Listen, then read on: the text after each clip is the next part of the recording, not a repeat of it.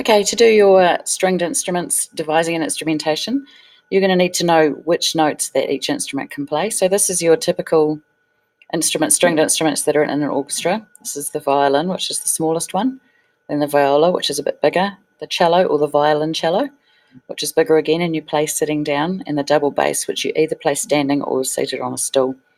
Each of these instruments can play a certain number of notes.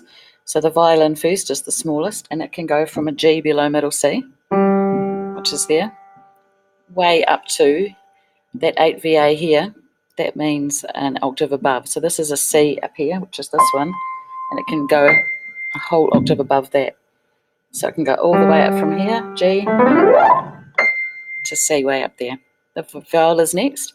The violin's clef is called a treble clef. The alto clef is what the viola uses, and this middle line here, which is right through the middle of the clef, is middle C. So this note here is way below middle C. It's actually the C below middle C. So it goes from right down there, which is lower than the violin, and it goes right up to the C, 2 C's above middle C. So it's got 3 octaves to middle C, to the one above, to the one above that. The next one is the cello or the violoncello. It uses the bass clef.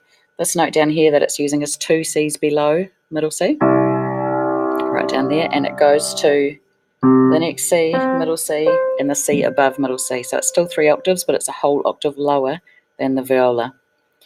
The lowest one, the double bass, goes right down to an E below the cello's C, which is right down there. It's really low, up to an E above middle C. So it also has 3 octaves. 1, 2, 3.